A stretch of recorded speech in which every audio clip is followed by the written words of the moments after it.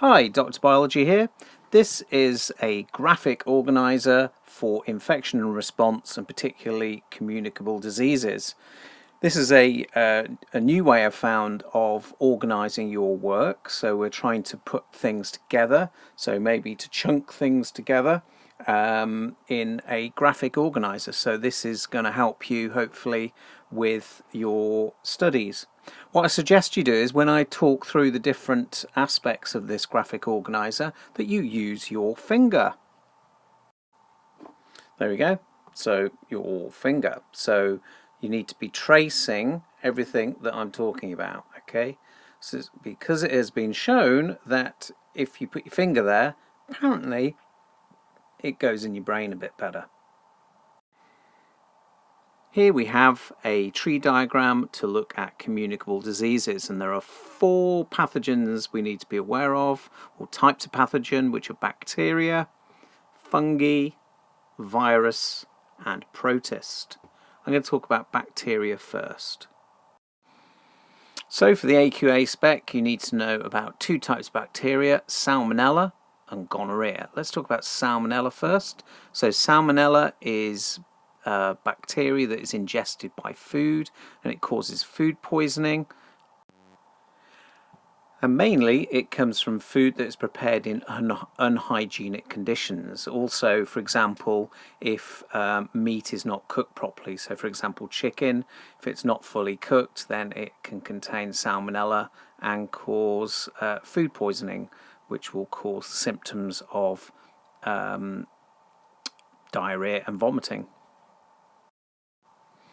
Second bacterial disease that they need you to know about is gonorrhea. Now gonorrhea, if we follow through here, is a sexually transmitted disease and it is spread by sexual contact, and it causes, unfortunately, it causes thick yellow or green discharge from the vagina or penis. You'll also need to work out what bacteria are in terms of their structures and their functions, and a bit more about how you would treat them. For example, you would kill bacteria with antibiotics. Next pathogen, fungi or fungus, and particularly they would like you to know about rose black spot. And as it says in the name, it affects roses and it causes a black spot on the leaf. This means, well, purple or black spots on the leaves. And this is spread by water or the wind, and this will affect photosynthesis, so it will reduce chlorophyll in the leaves and therefore reduce photosynthesis, causing leaves to die and to be stunted and stunt the growth of the plant. Next pathogen, viruses, and we'll follow through viruses to measles, and then we'll go down here, and measles, it causes fever and red skin rash.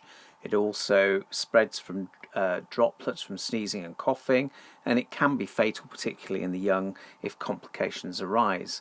The way that you would treat that is through a vaccination. Another example is HIV, or human immunodeficiency virus.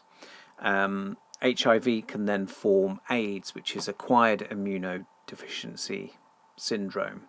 So HIV, it's spread by sexual contact or bodily fluids such as blood, and it attacks the body's immune system. There is no known cure for HIV. It can be treated with drugs and it can be treated with new therapies, and they're looking at particularly things like gene therapy, but at the moment there is no known cure. The third virus is a plant virus, TMV, or tobacco mosaic virus. So this will attack different types of plants. It will attack obviously tobacco plants, but more importantly and more commercially, it can affect tomato plants in greenhouses or glasshouses. So it's a plant pathogen. It affects many species, including tomatoes. It causes a mosaic discoloration of the leaf, so a mottled appearance, and it therefore it affects chlorophyll in the plant and it reduces photosynthesis, which commercially is bad if you're growing tomatoes because it will decrease the yield of the tomato. Like HIV, there is no known cure, although luckily it only affects plants and not humans. And that's the same for all plant viruses. Plant viruses do not affect humans. And the last one is protists. So protist is found within certain things such as mosquitoes, and it causes malaria in particular. So as I said, the mosquitoes are a vector and therefore they spread it. So when they feed on animals, they can then inject the protist into the blood, and this can cause fever and can be fatal. One way you could control it is by killing the mosquitoes with insecticide, or you could use a mosquito net with repellent to repel the mosquitoes to stop them biting you, because you want to stop the protists. Another thing you could do is stop mosquitoes from breeding, so getting rid of any still water or stagnant water, and that should do it. So there we have it. So communicable diseases, all the 4 pathogens and the examples, and a bit about what they do, how they're spread, and their effects on both animals and plants.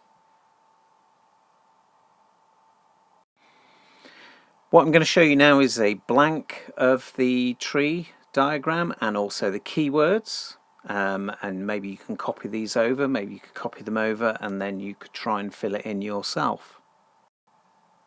So here's a blank of the tree diagram and the keywords. I hope you found that useful. If you think this would help your revision, then I'm quite happy to do a few more of these. So please do let me know. And if there's any particular topics you want me to cover, then again, just send a comment and I'll see what I can do. Thanks for listening, and I will see you soon.